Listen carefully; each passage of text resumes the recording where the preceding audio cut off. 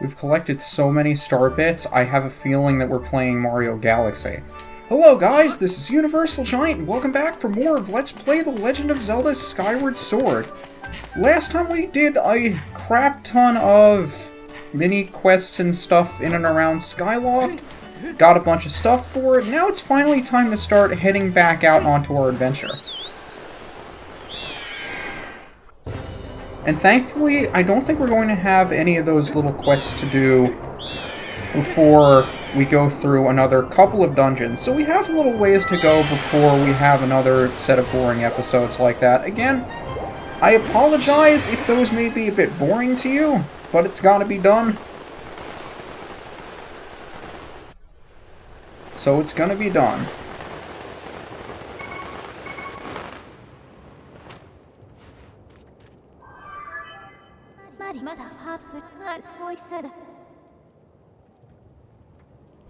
And if you were wondering what that volcano was we happened to see off in the distance in Farron Woods,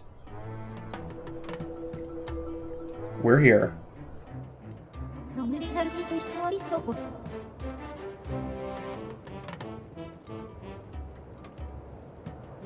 I have a feeling I don't want to encounter those enemies if given the option, but probably going to happen. I'm not sure why she mentions fabric, because your clothes aren't exactly going to burn off of you. We're not going to gain any different tunics than the one we already have, and it's fairly heat resistant.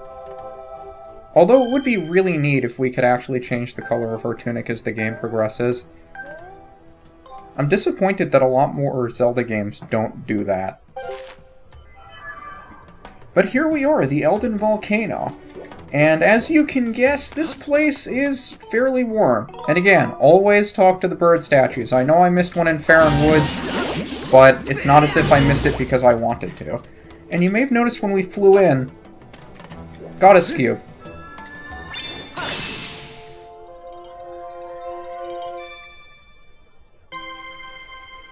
I hope I remember to go after all of those before we go into the next dungeon here, because we do want to get one particular goddess treasure in particular. Did I say particular twice? I hope not. So I'm not going over here to necessarily find anything, but there is this wall over here. We'll be back here later. You can also find new bugs around here. And you can imagine, every different area that we explore is going to have different bugs for us to find.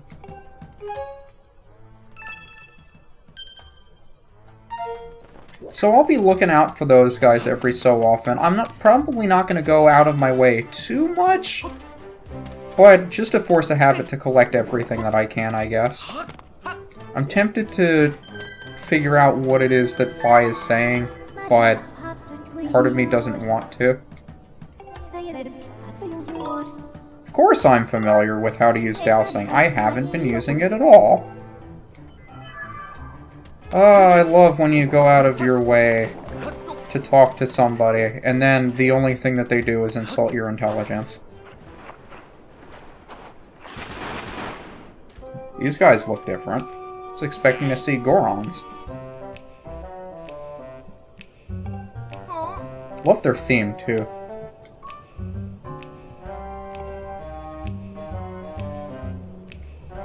You don't have much hair to scare off to begin with, unless...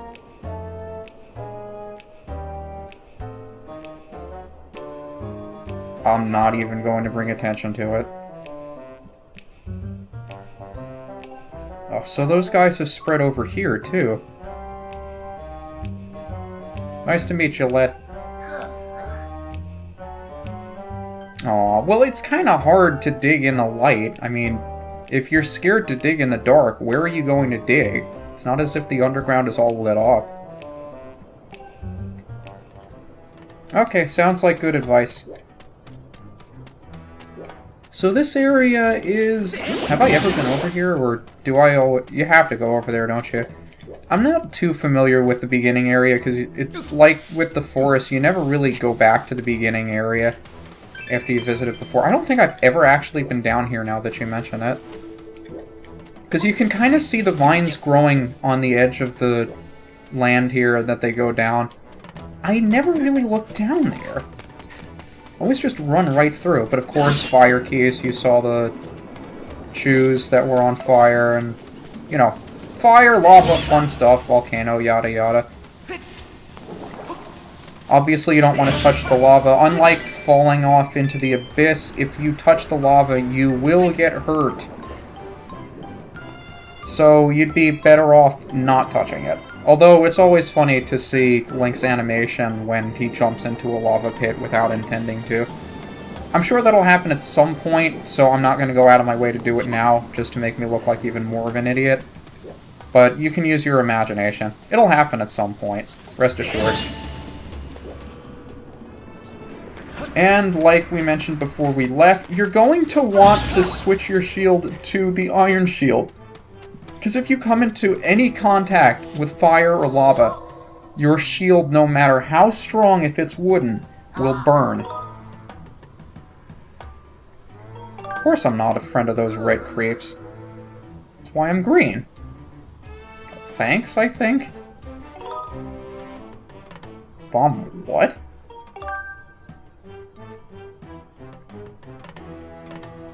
Oh, that's what those are. I was wondering why they look like bombs.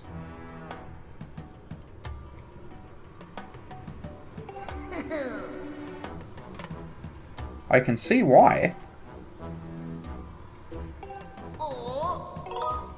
Yeah, of course I do. I've already shown how to do it with pumpkins. I don't imagine it's that difficult. Well, everyone knows it now. So these are bomb flowers. You can pick them, throw them just like any other kind of bomb or pot or whatever.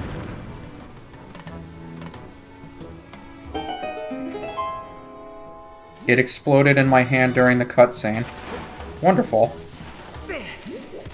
It's always funny to do stuff like that. Like, is this going to do the same thing, or is it... Nope, I guess not. It's nice that they have the little trajectory tracker with the blue, so that you know exactly where it's going to go, and that'll become a lot more helpful later. I also wonder what happens if I throw a bomb at this guy. Never done that before. Nifty! I never knew that! Okay, learn something new every day. I have to try out more random stuff when I get the chance. But the lava... I forget what they were called. The ladybugs you can use for a specific potion. I think it's expanding your health potion. So I'd like to collect those things whenever I get the chance. Not that I find myself using the health potions all that much. Was that a case? I thought those were keys. I saw something on the roof ceiling. Keep waiting for these guys to drop one of the small treasures for me. But yeah, if you're going to be returning back to the volcano, this is most likely the location you'll be using. So make sure you get that bird statue. And I want to say there's another thing down here. Or I might be thinking about another... Oh, can't go that way yet. See, the rocks are blocking our way. The only way to get in there is, you guessed it, using one of these. Now remember, we can roll these. And again, you can see the trajectory that you're going to roll them, which is super nice. And more bugs! You want to approach these ones slowly, because unlike the ladybugs... Oh, it's going to burrow away, isn't it? Oh no, it's still here. Stay there, little buddy.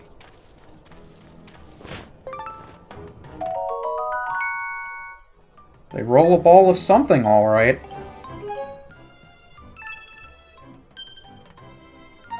I think I saw another one, like, right by the lava, or... No, that's for something else. I'm actually... You know what? I wonder why that's not here now. You can take a good look at it. It sort of looks like there's supposed to be a rope wrapped around it. I don't remember exactly when that gets here. Although I do remember using it at a certain point later in the game. I wonder who constructs those ropes anyway. Who puts it there? But you may notice that I've been rolling into these crevices because it gives you a little extra distance when you roll through. It helps make it a little bit faster. And there's another goddess cube over there. I think there are 4 of them in this area, but there's only one in particular that I'm interested in. Because it'll make grinding for small treasures a lot easier, and that's also the reason why, before we head into the dungeon, I want to remember to go pick up all of those goddess treasures up in the sky. Because there's one particular thing I'm interested in. Excuse me. Funny dressed character. Well, it can only be 2 people now. We know Zelda's down here. She's probably not dressed weirdly. Might be Girahim. That would be interesting to know. Blackish. I mean, Girahim was white and red. And Zelda wasn't wearing black either. Somebody else? Do we know of any other humans that are down here, let alone humans that wear black? That's strange. Then again, we don't even know if Girahim is human, so... But we saw a little dude go into that hole over there, and he's going to be spitting fire at us. So how do we answer fire? With fire, of course. He explodes. I don't think there's anything in that hole, so I'm not going to bother with it. But there is a bokoblin over here. And even before he's able to use his horn, he summons more guys. So, good on you, I guess. You guys, I swear, like, any time I put my sword in a single direction to make a slash the other way, that always protects itself. I need to be more mindful of that and actually approach that more effectively. But you may also notice there is a little antenna sticking out of that skull. And if we get close to it, it's probably going to be another one of those bad guys. So let's surprise him. I'm sure he'd be appreciative of that.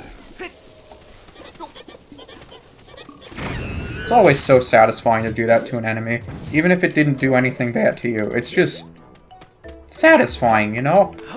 Because here's a guy who thinks he's all full of himself, and you can't hit me no matter what you do, and I'm just going to be spitting fire in your face, and then you throw a bomb into his back, he has nothing to do about it, and he explodes and dies.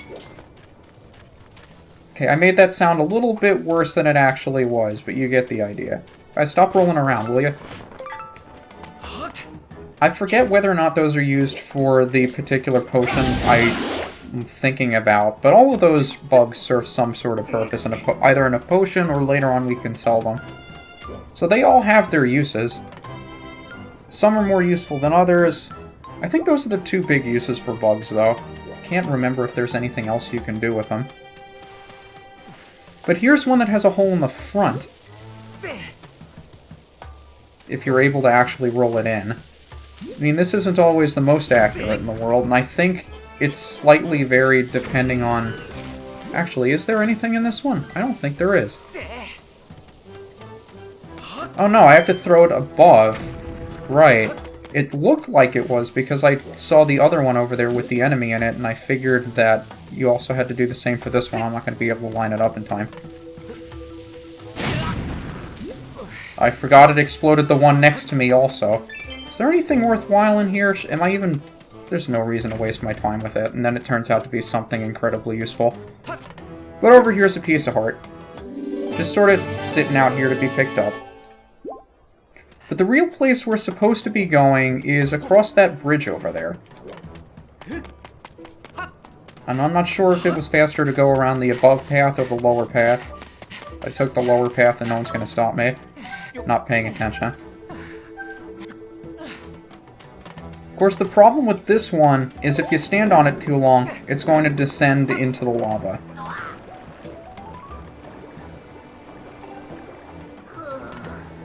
I didn't creep up on you, I ran across the only bridge. Yeah, I know what you mean. I'll do my best to get rid of them, though. That's true, but it probably has something that I want inside it. Yeah, that's clever for you. It's not too convenient for me. Alrighty. So we probably have to do something to open up that plug. Unfortunately, there aren't any bombs on this side, and there's nowhere else that we can really go. And this is another point in the game that kind of confused me, because you don't really expect that you have the range with rolling bombs that you actually do. So you can see, if I do this, it'll go all the way across. It'll land right next to the plug. And that'll drain the lava there. So now the question is, when I get out of the cutscene, will I die? Called it.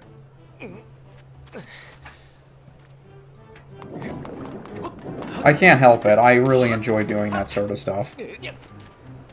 I don't think there's anything around here that we can do. There may be another blocked path, but again, nothing we can do with it.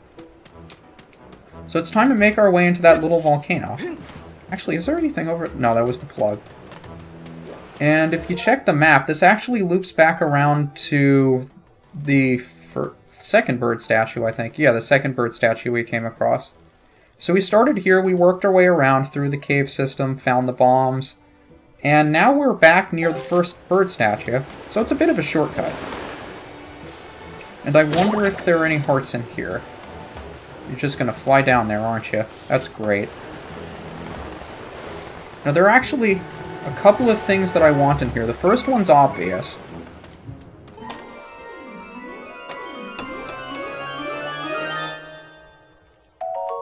And this is where we get the Elden ore that we needed for another upgrade, I forget which.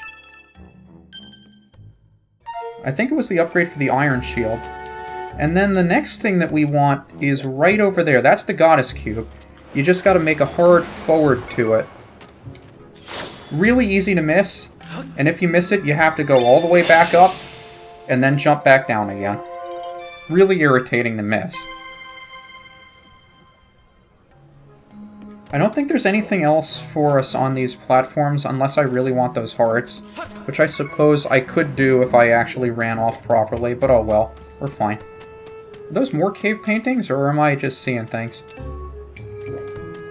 Probably just seeing things. You can talk to that bird statue, but you won't be able to return to it from the sky, so there's really no point in activating it unless you want to save. And I think this is just the way back up. Yeah, the swirling winds will take you back out of the little volcano we're in right now, so you don't have to go there quite yet.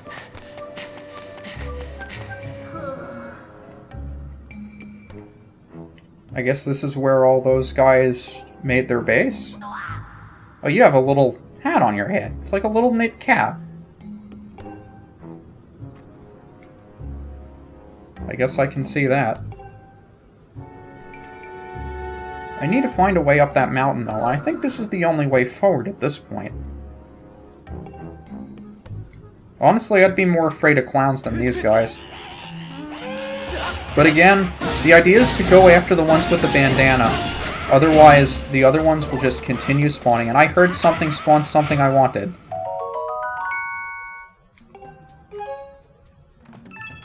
I want to collect as many of those skulls as I can, because I always find myself short. But remember, you want to go after the ones that have the little bandanas over their heads. So I think I'll leave these guys be for the time being, and just go after the big guys.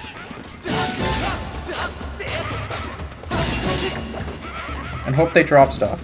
Nope. I think those are all the big ones. So let's just go after the small ones now. Oh, right, you're still here. And you have the bandana. Wasn't that hard. I'm guessing he'll have some kind of reward for us if we go back and talk to him, but you can see there's another reward up there that we want. So the question is, how do we get it? Doesn't look like we can get it now. So let's see what this guy wants.